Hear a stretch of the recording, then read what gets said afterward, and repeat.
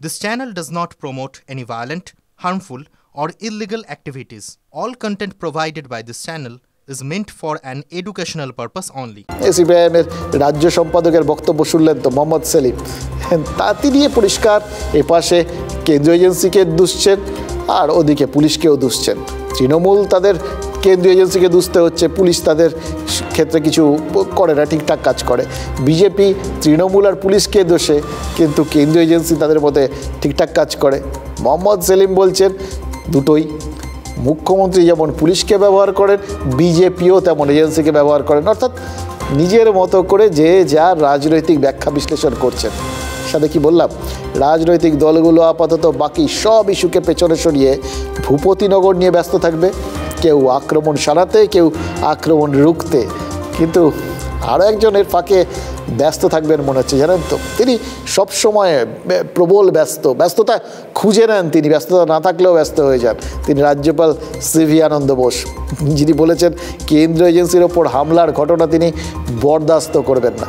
এবার প্রশ্ন হচ্ছে, রাজ্যপাল স্বতঃপ্রণোদিত হয়ে এই ব্যাপারে কত দূর যেতে পারেন?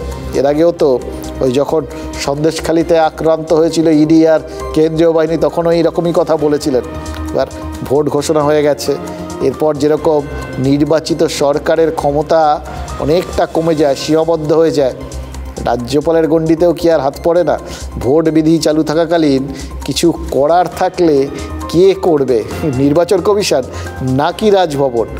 এটা নিয়েও আবার কোথাও চাপানুতো শুরু হয়ে যাবে না তো?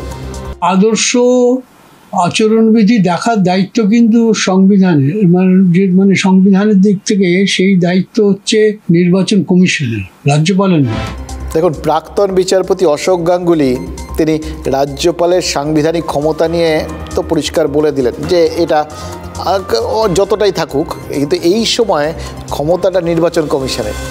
এই যে ক্ষমতার মাপকাঠি, মানে কার কতটা সাংবিধানিক ক্ষমতা, সেটা নিয়েই তো গত কয়েক মাসে বারবার ওই বিকাশ ভবনের সাথে রাজভবনের সংঘাত হতে দেখেছি আমরা। রাজভবনের মতে রাজ্যের বিশ্ববিদ্যালয়গুলোর অভিভাবক হলেন আচার্য, উপাচার্য, সহ উপাচার্য, রেজিস্ট্রার, প্রত্যেকে তারই নির্দেশ মেনে চলবেন, তিনিই সব করবেন, তিনিই সব ঠিক করবেন। সংবিধান, ইউজিসি, সুপ্রিম কোর্ট সবার নির্দেশে তেমনই বলা রয়েছে বলে রাজভবনের বক্তব্য। আর এই ব্যাপারে রাজ্যের বক্তব্য কমপ্লিটলি উল্টো এবং স্পষ্ট। তাদের যুক্তি, কোনো আলোচনা বা অনুমোদন ছাড়াই যেভাবে একতরফাভাবে আচার্য সিদ্ধান্ত ঘোষণা করেছেন বা সিদ্ধান্ত নিয়েছেন এবং তার রূপায়ণ করার চেষ্টা চালাচ্ছেন, বিশ্ববিদ্যালয়ের কোনো আইনেই আচার্যের এরকম ক্ষমতার কথা বলা নেই। মানে মোদ্দা কথা, যুক্তি আর পাল্টা যুক্তি, এর শেষও নেই, চলছে, শেষ হওয়ার কথাও নয়। রাজনৈতিক টানাপোড়েনেও এই বিষয়টা জারি থাকবে এবং এর সঙ্গে রাজনৈতিক টানাপোড়েনও কি একদমই থাকবে না? কিন্তু এর ফাঁক গলে আরও কিছু মেধা রাজ্যের বাইরে চলে যেতে পারে, জানেন তো। এমনিতেই আমাদের এখান থেকে কেউ খুব একটা থাকতে চান না মেধাবীরা, এটাই সব থেকে বড় চিন্তার। আর এই যে পরিস্থিতি তৈরি হচ্ছে, যে ওর সঙ্গে লড়াই করছে, রাজায় রাজায় যুদ্ধ হচ্ছে, উলুখাগড়া হিসেবে ছাত্ররা বা ছাত্রীরা, মানে শিক্ষার্থী কুল, তারা মাটিতে গড়াগড়ি খাচ্ছে। এরপর তারা আর কি ভালো কিছু করবেন বা ভালো কিছু আশা করবেন বলুন তো?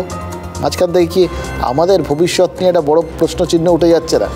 এবং এইটা যেখানে পরিস্থিতি, যেখানে আমাদের ভবিষ্যৎ সেটাই বিঘ্নিত হওয়ার একটা এত বড় সম্ভাবনা, সেই বিষয়টার থেকে বড় কোনো ইস্যু হয় কি?